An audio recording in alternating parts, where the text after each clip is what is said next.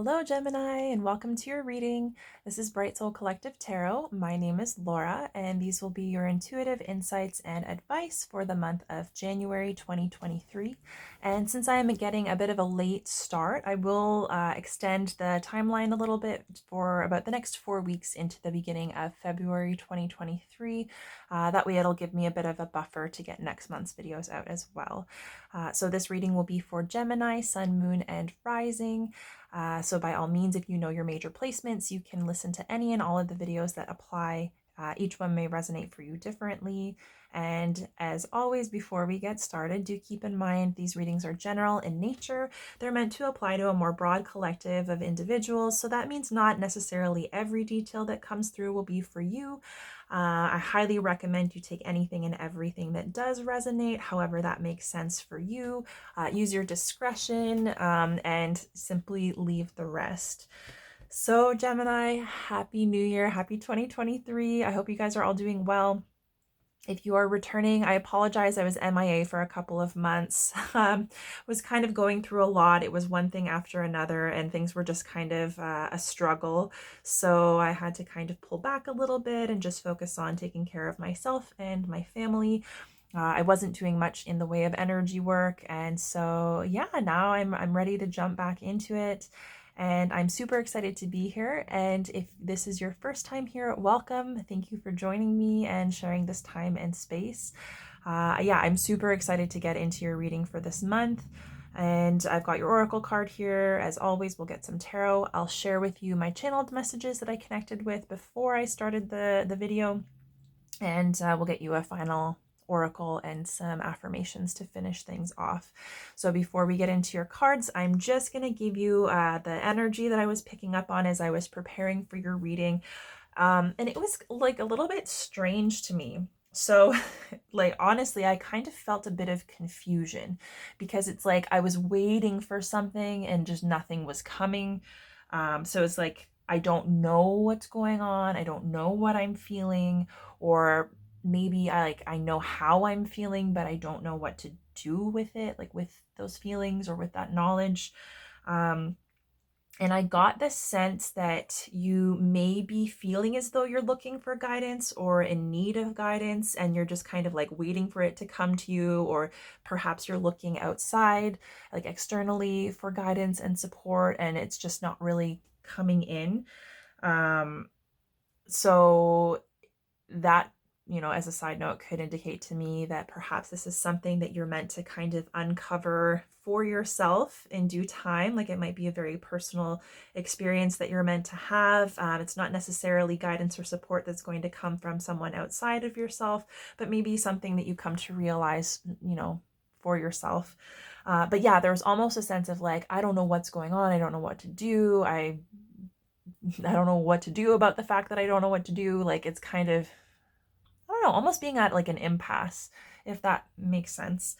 The other impression that I got is that you might be a little bit, maybe feeling a little bit impatient with yourself or others, or just in general. You might be prone to kind of rushing yourself, either with tasks, with communicating, like typing or speaking. I got like tripping over words or speaking too quickly and kind of jumbling words, or maybe not getting your point across concisely. Or you could be rushing yourself in terms of progress or results or expectations, in terms of what you should be able to accomplish. And yeah, there might be like a little bit of impatience, like just wanting to skip ahead, like skip steps or skip to, things being easier. So I don't know how that might apply to you, but yeah, it was a very unique kind of energy that I was picking up on. And so your card for this month, the overall theme is thinker. And so it actually kind of goes nicely with this concept of there being a sense of, maybe being confused, maybe not knowing what to do, being in need of clarity, right? Because this is all about thinking, right? Analyzing, having a plan, being strategic, but not overthinking. And so, especially if you've got a lot going on, especially if there are things with a lot of moving parts or complicated matters, or lots of different personalities involved, particularly if there are difficult emotions involved, this is kind of highlighting that for you this month, your strength is just going to be that very practical, rational, logical approach. That is what's going to serve you. And when I say that, I mean kind of simplifying things, right? So even if what you're facing or what you're feeling feels difficult, feels complicated, it's basically using your mind as the tool that it is to understand things in such a way that you can kind of break them down into their simplest components and find an easy way forward, something that's going to be relatively simple and straightforward, easy to execute on. So lists are going to be your friend this month, like planning out your tasks, even if it's just like as simple as I have to accomplish X, Y, Z today, and writing it down so that you can remain focused, and then trying to find like what is the easiest way for me to accomplish this. So there's not going to be a lot of benefit in really overthinking or overcomplicating matters, because this is basically saying like there's not much going on under the surface. So to spend too much time over analyzing it is likely not going to be representative of what's really going on. Like chances are there is a simple answer, or there is at least a simple approach in terms of you either managing or moving through something or accomplishing something, however that might manifest for you this month. But yeah, there isn't necessarily going to be a value in overthinking it, because there's nothing like, I think like Spirit's kind of telling you like it's really not that complicated, right? Our feelings, our past experiences, our triggers, our fears, that can make things complicated, especially because, we're naturally sensitive and emotional beings going through a variety of experiences. But it's basically saying like if you can kind of take a step back from all of that other stuff, all of those personal components that complicate a situation and make things difficult to work through, if you can kind of step back and take a big picture view from a more rational perspective, right? Like a little bit of detachment, then you might see like if you approach the problem or whatever it is that you're up against from that point of view, you may realize that it's more simple than you thought, and something that seems kind of overwhelming or insurmountable, or something that you have like no idea how to even start or how to approach, you might see that, oh wow, okay, I couldn't see the forest for the trees kind of thing. Like I was so busy getting caught up in all these things that I'm feeling about it that I didn't see like maybe there's a way forward that's obvious, right? That I've overlooked. And it's kind of like the simplest path is at the simplest and most logical path and way forward is going to be the best for you this month with this energy. So, that's the theme that might be coming up, that might be triggering you, but that's also like a strength that you have to work with this month. Yeah. And like I said, we don't want to come into over analysis, because that can get away from us, and then that leads us to analysis paralysis, where we're feeling fearful, we're overthinking, we're not confident about what needs to be done or how to do it, and then we kind of just tie up our energy and we stagnate, right? So we're not necessarily going to take action on moving something forward or handling something or making a decision. And then inevitably not making a decision is making a decision. It's just not an empowered decision that we've made from a place of confidence in knowing what we want to move toward. So this is also like a very foundational energy. So you might, in taking a more like kind of rational, logical approach, it's like the facts are the facts. What's being presented to you, you're kind of being encouraged to take that at face value and to work with it as you will. So don't look under the surface, don't anticipate, don't make assumptions. Just if somebody's giving something to you at face value, take it at face value and do what's most reasonable, I guess. And that's kind of what's being expressed. And in addition to that, when it comes to interacting with people, if somebody shows you or tells you who they are, it's like, take that at face value, believe them, right? So it's not a time to get carried away with like hopes and fantasies. It's a time to be realistic and say, like, if somebody's telling you who they are, and they might not be telling you with words, they might actually be telling you with words that they are one way or they feel a certain way, but their actions are clearly demonstrating something different and you're picking up on that. So it's like, take what people are showing you at face value and do with it what you will. Right? So do what makes the most sense for you and what's the most rational and logical, right? And that will maybe help you kind of come into a greater sense of clarity, or at least figure out how to move forward, or at least give you a starting point, right? So yeah, that's being emphasized for you guys this month. And we're going to get into your tarot. So we're going to get you one card to represent like a potential block or a challenging energy that you might be dealing with this month. So that's coming up as the Two of Cups. And then your second card is going to represent your advice for managing or overcoming this challenge. So I will say, first and foremost, with the Two of Cups coming up here, this could very well have to do with a relationship. And your advice is coming up as the Knight of Cups. And at the bottom of the deck, we have the Four of Cups. Wow. Okay. So this is really quite interesting. So you're an air sign. And so that means like the mental body, thoughts, communication, strategy, analysis, that kind of stuff is kind of your wheelhouse. So this is kind of your natural strength. And then all of these cards that have come up are cups. So that has everything to do with our emotions, love, connection, happiness, fulfillment. It can also have to do with our subconscious, our intuitive and psychic kind of senses. So like, the way when you pick things up or you just know things that, maybe you have no way of validating or no way of really truly knowing how you know, but you just sense it.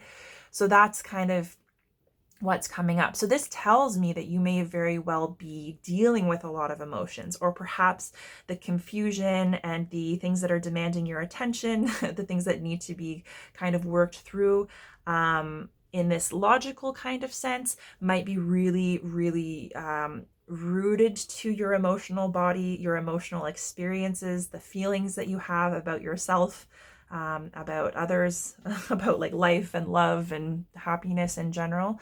And so I think that could be why you're being encouraged to just really kind of latch on to this, logical, simplistic kind of way of being practical, having a strategy, making a plan, and just working through it, right? And taking things at face value, like facts are facts kind of thing.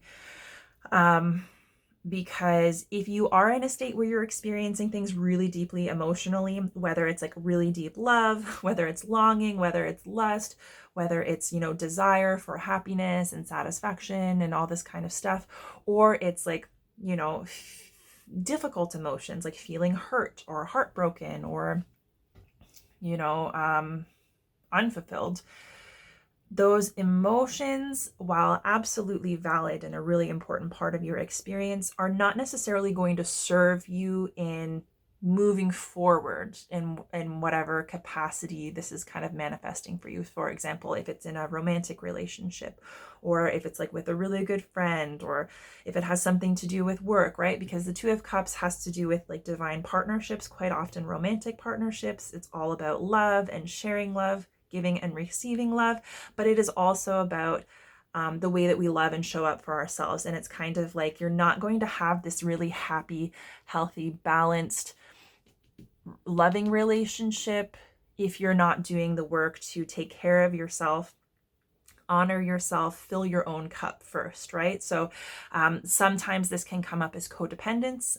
Codependent relationships can come in any kind of a variety.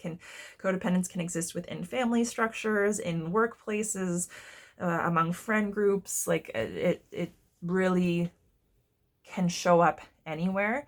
And then this is a card of like, sometimes we fall into codependence.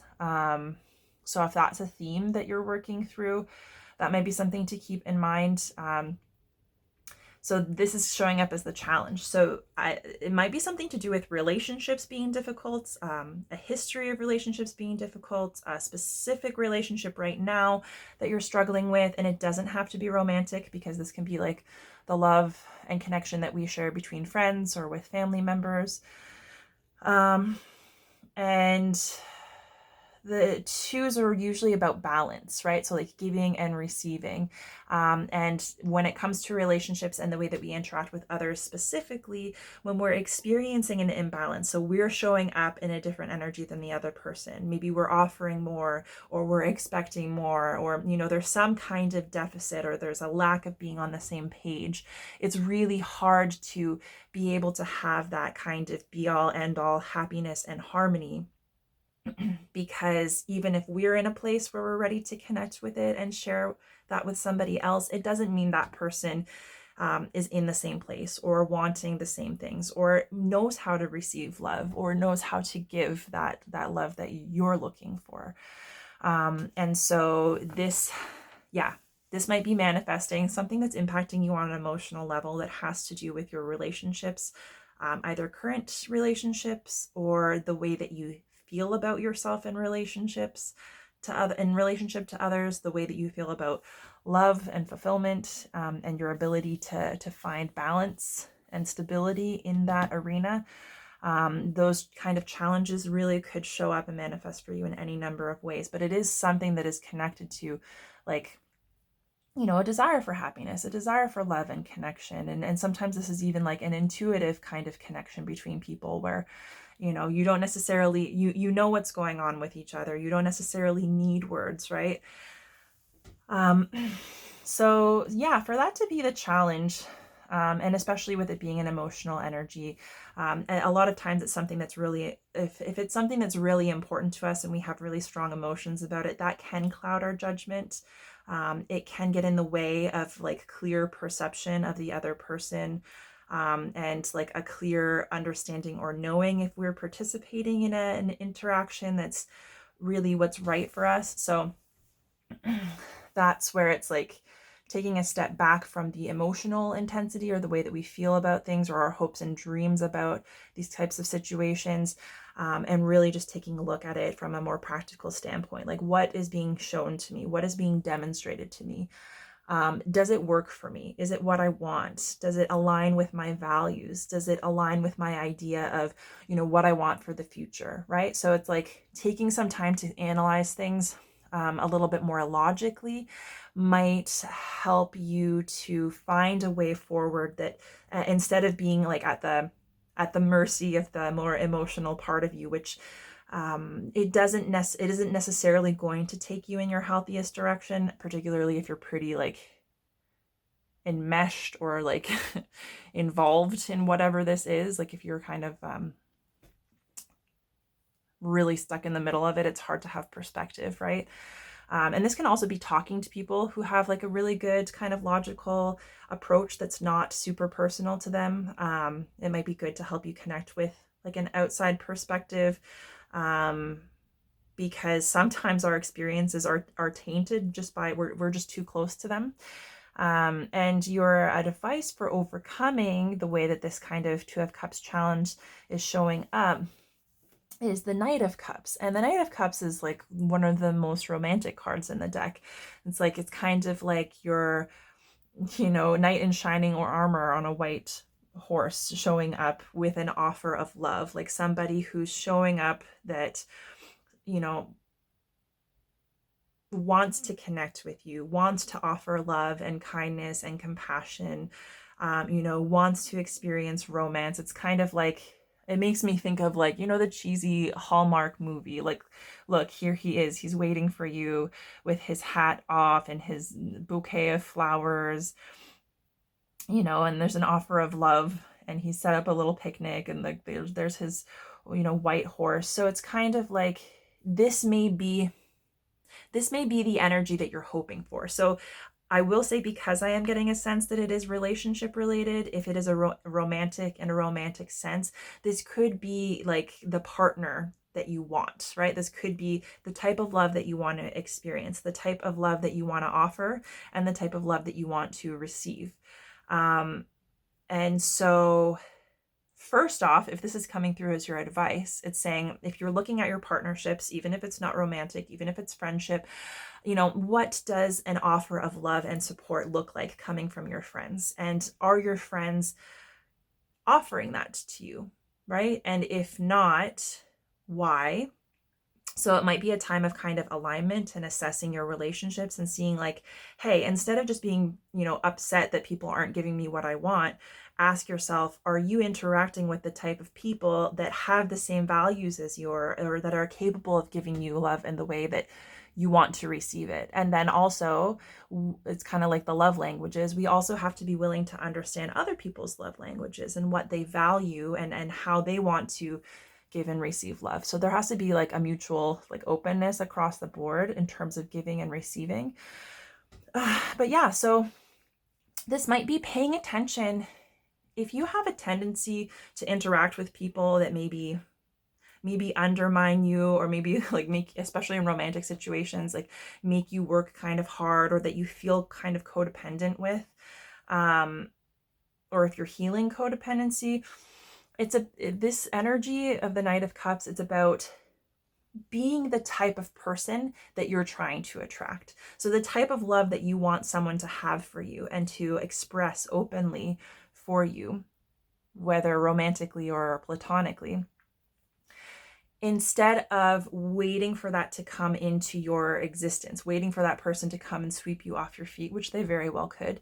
It's how do you connect with and embody that love? And how are you going to express that to other people, right? Because if you can experience that kind of love for yourself, if you can treat yourself with that love and respect, you can romance yourself, like, take yourself out for a drink or go out to the movie, like, take yourself on a date, spoil yourself, right?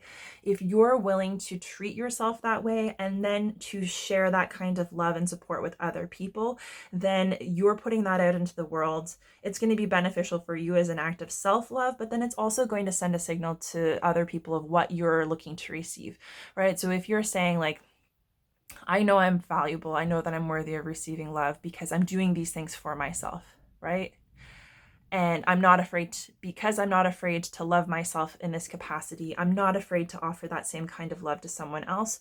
But because I have so much to offer, I'm not just going to offer that indiscriminately to other people. I'm not going to put myself in a position where I'm going to be taken advantage of, right? And I'm showing up as this person who's willing to give just as much as I receive. So I think that's another thing, right? Is that perhaps if there's an imbalance in relationships, maybe you could possibly be expecting too much of someone. Maybe you're expecting someone else to show up in this perfect kind of loving energy and to be the the benefactor, right? Like to be the one receiving and benefiting from all this love, but you're not necessarily willing to extend the same thing. Or it could be vice versa. It could be that you're willing to extend all this love and kindness, and you found somebody who wants to receive all of that, but who isn't interested in reciprocating, right? And that's what this energy is all about. This is a reciprocal, healthy, loving exchange from two people who are willing to love and honor and take care of themselves so that they can show up as whole, and then they can help each other, right? It's not doing things for each other, it's helping each other. And even if it doesn't apply to a specific relationship, romantic or not, this is also just kind of a broad theme that can be applied. Like I said, it's a general reading. So, but I do get the sense that there may be a fixation on some kind of relationships here just with this. And with the Four of Cups showing up at the bottom of the deck, this is kind of the past energy that's influencing this. And this is kind of an apathetic, disconnected energy. It can be feeling a little sad, a little bit disillusioned, disconnected, could even be hopeless. But it doesn't have to be. But you can see she's looking off in another direction. She's got these empty cups beside her, which were opportunities for love and happiness and fulfillment that, maybe didn't pan out. Maybe they didn't turn out the way that you wanted them to and they were disappointing. Maybe offers were retracted. Whatever the case is, it's like these cups, it's like, well, these three weren't it for me. It's like not my partner or not my job, not my happiness, not what I want to do with my life or what I want to experience. And so sometimes having those experiences that are disappointing and those things that you are hopeful about that don't work out, sometimes we take it personally when it doesn't work out, and we take it as a sign that we're not worthy, or we didn't do enough, or we didn't offer enough, or, we'll never connect with that thing that's really going to make us happy, whether it's love or a partnership or, a specific career, whatever the case may be. Sometimes we can become disillusioned by those perceived losses. And then we fixate on the things that haven't worked, and then we tell ourselves lies about what that means for us and our future. And sometimes that can prevent us from actually looking forward with open-mindedness and hope to connect with something better, right? And so there's a new cup here. It's like, yeah, these things weren't it for you. This might not be long-term either, but this is another opportunity for you to connect with. And the only thing is like, it's there whether you realize it or not. And if you're busy focusing on the things that didn't work and focusing on the past, then you're not necessarily going to see this new opportunity ahead of you. And this can also be self-limiting, right? So it can mean that, well, the situation that I'm in right now is not fulfilling or not happy or not what I want it to be, but at least I've got it. And there may be an assumption that there are no other options. There's no other opportunities. This is the be all end all, and you have to stay in it and you have to make it work. And that's kind of like not the case. So if you're willing to see it and to accept it and to move toward it, there's always another opportunity. There's always another cup. Because even when we get to the end of the cycle, to the 10 of Cups, which is the ultimate wish fulfillment, that's only going to satiate us for a short period of time. And inevitably, we're going to be focusing on the next thing, right? The next level, the next thing that we want to experience or achieve. So it never stops. So you don't have to relegate yourself to being in a situation that isn't working for you for fear of not having other options. But you do have to use your discernment in terms of what those options are going to be, because you very well could repeat the same cycle. Like you could leave one thing and go into the exact same kind of energy. If you're not conscious of, what you're feeling, how you feel about yourself, and the kind of love that you're expressing toward yourself, the kind of things that you're feeling about yourself and telling yourself, that has a huge, huge bearing on love, giving and receiving, because it starts with us and our relationship to ourselves. And this Knight of Cups can also be kind of like a kill them with kindness, right? Even if a person is not for you, even if someone is challenging, right? And there's someone that you wouldn't choose to have interactions with, like a colleague. It's like, show up in that loving energy. You don't have to exhaust yourself trying to appease someone, but it's showing up as a loving person. And yeah, kind of like a kill them with kindness, right? Because if you're looking for someone that is willing to offer you that same kind of energy, it's like the more that you're able to get in that energy and offer it to other people, the more you're broadcasting, like, this is who I am, this is what I offer, this is what's important to me. And that will attract people who are interested in receiving that. And especially if you kind of hold fast and you know what you deserve in return, the more that you treat yourself with love and compassion, the stronger you're going to show up, kind of rooted in your authentic energy, and the less likely you're going to be allowing people to manipulate you or take advantage of you, right? So it's kind of like, when it comes to difficulty with relation to love, it's also thinking like, if certain circumstances are unavoidable, or there are things that have happened that can't be changed, or things that are out of your control, then, what is within your control? What can you do to make a situation easier for yourself? What can you do to bring more love into your life? What can you do to bring more romance into your life, if that's something that you want to experience? It's not expecting that a partner is going to show up and do that for you. It's allowing yourself to accept, I can connect with that energy regardless of my circumstances, right? And I can express that openly. So it's, especially with challenges in relationships and ideas of maybe struggling with codependence, it's asking yourself, Am I participating in such a way that I'm making things more difficult? Or am I allowing things to move in a direction that I don't like in spite of knowing that I don't want that kind of outcome? So sometimes it's about recognizing how we're showing up in the relationship and how sometimes subconsciously we let things slide even though it's not in alignment with who we are and what we want, right? Because we might think like, oh, this is the be all end all. This is the Prince Charming. This is the offer that I've been waiting for. And then if we realize that, hey, maybe it's not, it can be difficult to allow ourselves to accept that and move on instead of pushing through and being like, well, I got to make this work. So yeah, I don't know. It's very interesting energy for you guys, but the love theme, self-love and like romantic relationships and then other relationships outside of that really seems to be coming up. So if you're looking for emotional fulfillment, it's kind of like you've got to treat yourself first. Focus on yourself first. Don't be stingy with, offering love to other people. Not in a people-pleasing type of way, but just in a sharing the love that you're cultivating for yourself, expressing that outwardly. And then that's kind of what's going to bring this energy in return, if that's something that you're looking for. Okay, Gemini, so now I'm going to share with you the 2 channeled messages, the top 2 that I got for you before I began your reading. And the first thing that came up was eyes. It was like a fixation on eyes.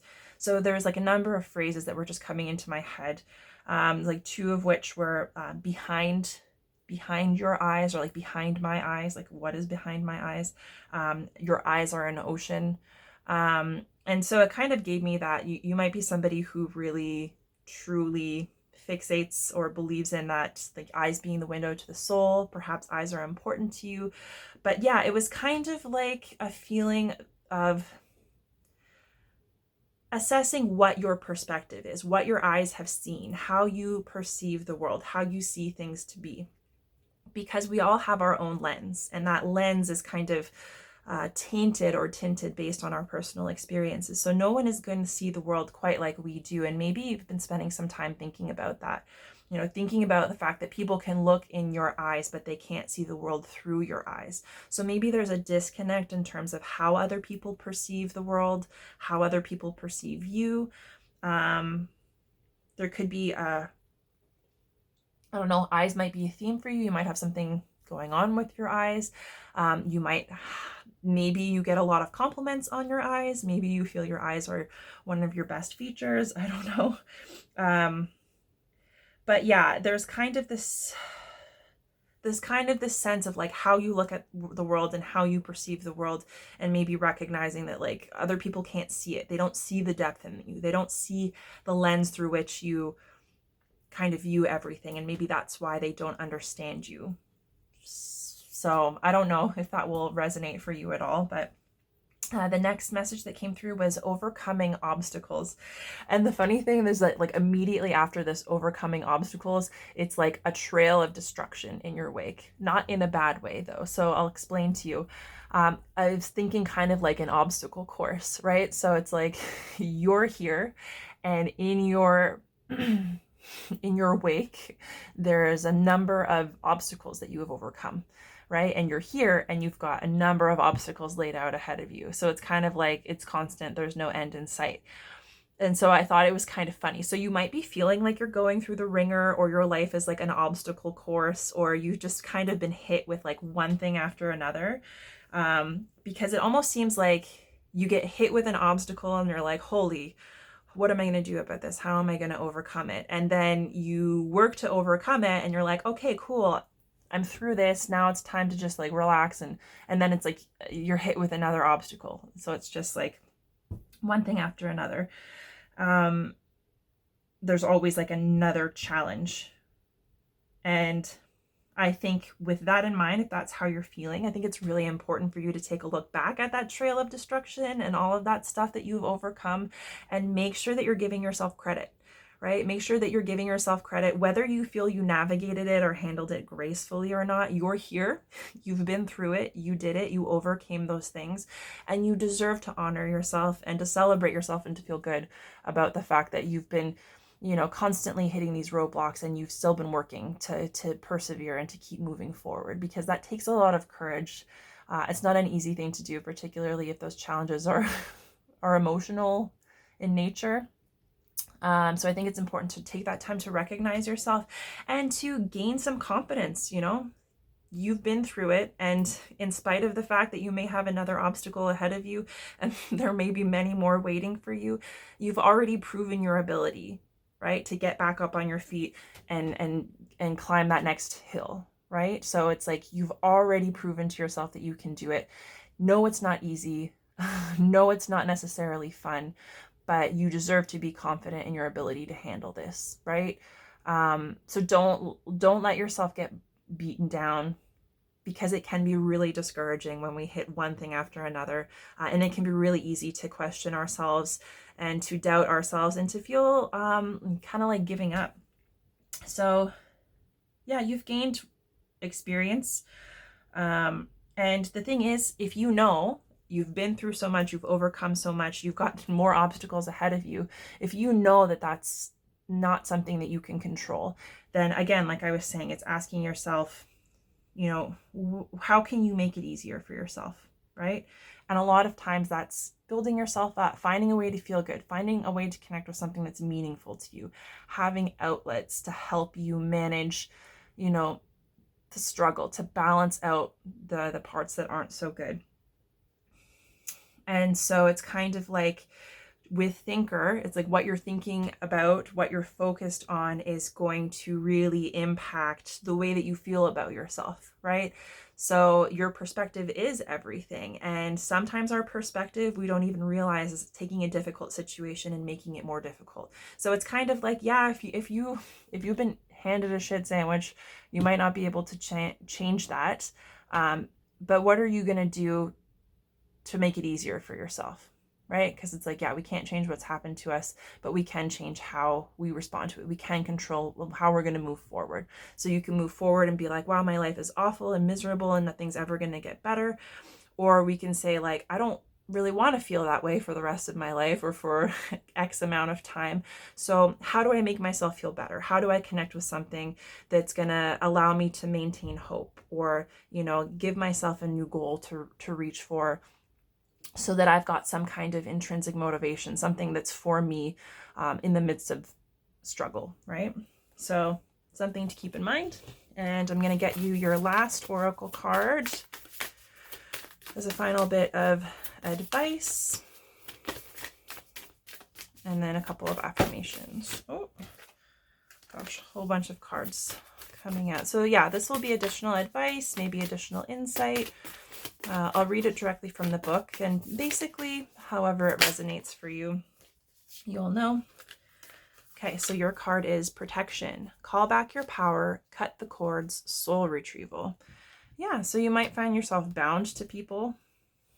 Maybe it's other people's stuff that's kind of influencing what you're struggling with, and it's a need to get grounded so that you can get that bigger picture view and make a decision that's going to make sense for you. Okay, so let me see. I'm just looking for it in the guidebook here. Sorry, this is taking forever. This book is really difficult because the cards aren't numbered, so they're all out of order.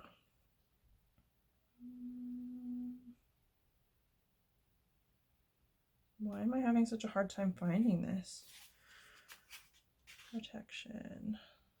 Sorry, guys. Okay, there we go. I found it. 104. Okay, so protection, call back your power, cut the cords, soul retrieval.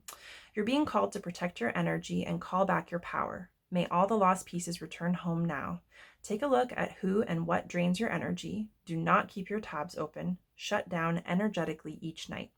Energetic cords are formed between people, places, objects, and events, so it's important to keep checking in. Your energy and energetic space are sacred, so treat them as such. Keeping your energy clear takes work. As we go through life, we can give away our power, so it is important that we call it back by cutting energetic cords or doing a form of healing known as soul retrieval. Can you think of a traumatic event, relationship, or soul memory that you are being called to call your power back from? Check into your body now and see which chakra feels like it needs a bit of an energetic cleanup.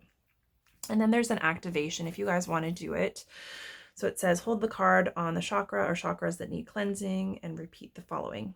I call back any lost soul fragments, power, or light now. Any vows, soul contracts, hexes, or programs from the past or present, from this life or others that are not in the highest good of all, I relinquish now. Any power or light that I have willingly or unwillingly given away or had taken from me, I call back now. Any cords or attachments from this life or others, I release now for the highest good of all. And so it is, and so it is, and so it is. So that's interesting. So yeah, cord cutting, like meditation or exercise, might be something that's helpful for you to do. If not throughout the day, if you're finding yourself really ungrounded, then at the very least at night, or maybe in the morning.